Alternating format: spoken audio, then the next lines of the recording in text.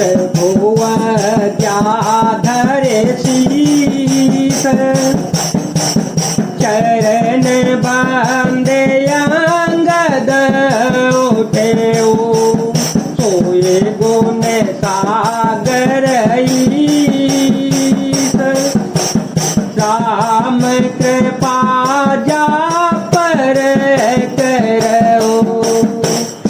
प्रभु की आज्ञा सिर चढ़ाकर और उनके चरणों की वंदना करके अंगद जी उठे और बोले, हे भगवान श्री राम जी, आप जिस पर कृपा करें वही गुणों का समुद्र हो जाता है। स्वयं सिद्ध सब काज नाथ मोहिया दरो देयो अस विचारे जुवराज तन पुलकित हर्षित हेयो। स्वामी के सब कार्य अपने आप सिद्ध है। यह तो प्रभु ने मुझे को आदर दिया है कि जो मुझे अपने कार्य पर भेज रहे हैं। ऐसा विचार कर युवराज अंगद का हृदय हर्षित और शरीर पुलकित हो गया। वंदे चरण और धरे प्रभुताए अंगद चले उस वहे सिरुनाए प्रभु प्रताप और सहजय शंका रनबा को बाले सोत बंका पूर्व रावण कर बेटा खेलत रातो होय के बेटा गात ही बात तरस बड़े जुगलय तोल बल पुनित रोनाई। चरणों की वंदना करके और भगवान की प्रभुता हृदय में धारण करके अंगद सबको सिर नवाकर चल पड़े। प्रभु के प्रताप को हृदय में धारण किए हुए रणबांकुर वीर बाली पुत्र स्वाभाविक ही निर्भय है। लंका में प्रवेश करते ही रावण के पुत्र से भेंट हो गई, जो वहां खेल रहा था। बातों ही बातों में दोनों में झगड़ा बढ़ गया, क्योंकि दोनों ही अतुलनीय बलवान थे और फिर दोनों की युवावस्था थी।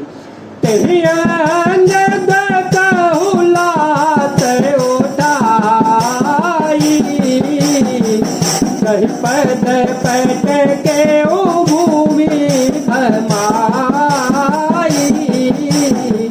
निश्चरनी कर देखी भट भारी जह तह चले न सकहि पुरारी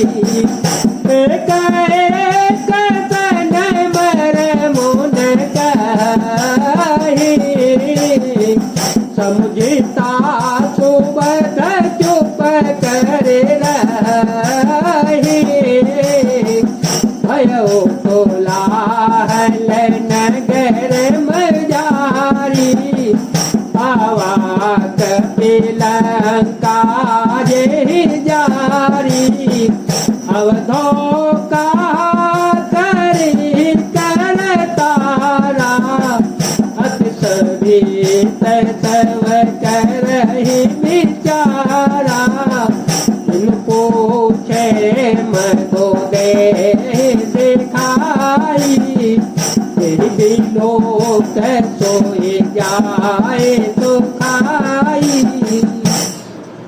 उसने अंगद पर लात उठाई। अंगद ने वही पैर पकड़कर उसे घुमाकर जमीन पर दे पटका, मार गिराया।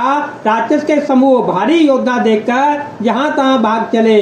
वे डर के मारे पुकार भी मचा सके, एक दूसरे को मर्म असली बात नहीं बतलाते। उस रावण के पुत्र का वध समझकर सब चुपचाप मार खाकर जाते हैं।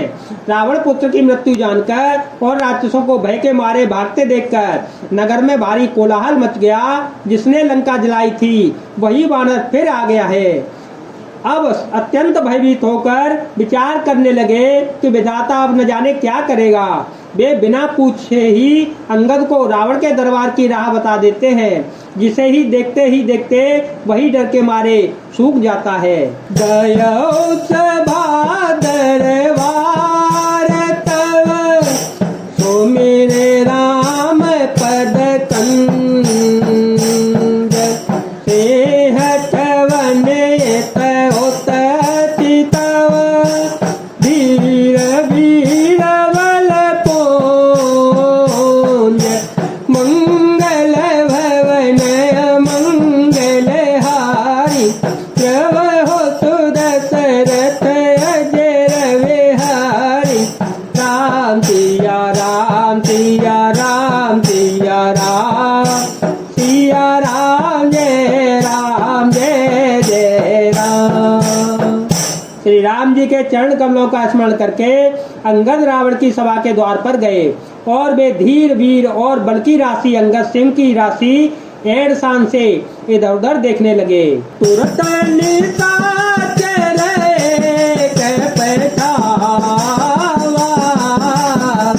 समाचार रावण जनावा सुनता बेहद बोला दरकती सा आन हो बोले कहा करती सा आय सो पाए तो प्रभु धाये सपी को जरहे बोले ले आए अंगद दीख दसानन बेते सहित दान कर जल गिर जैसे उदा बेट पसेर संग समाना उमावली लता जनु नाना मुखनासिका नयर यरो काना गिर के अंदरा को हयनु माना।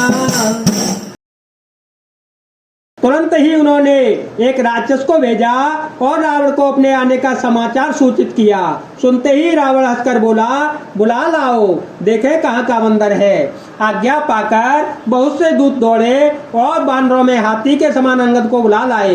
अंगद ने रावण को ऐसे बैठे हुए देखा जैसे कोई प्राण युक्त सजीव काजल का पहाड़ हो।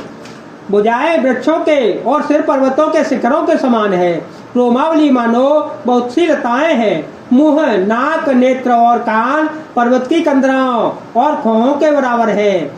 गयो सभा मनने को न मूरा बाले तनयते बले बाकोरा सभा सद कपे कहो देखी सभा सद कपे कहो देखी रावण घोर भाको दवितेती मंगल भवन मंगल हारे वह तो दशरथ अजर विहारे।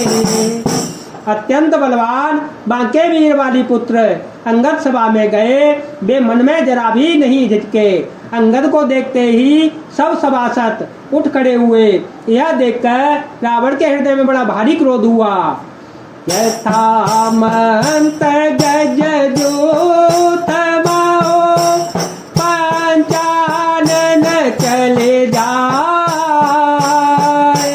राम प्रताप सो मेरे मन बैठ सवा तेरो नाम।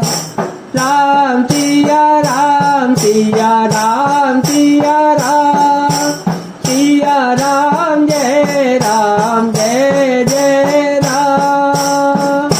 जैसे मतवाले हाथियों के झुंड में सिंह निशंक होकर चला जाता है, वैसे ही श्री राम जी के प्रताप का हृदय में स्मरण करके वे निर्भय सभा में सिर नवाकर बैठ गए। जय जय सिया राम, जय वीर हनुमान जी महाराज।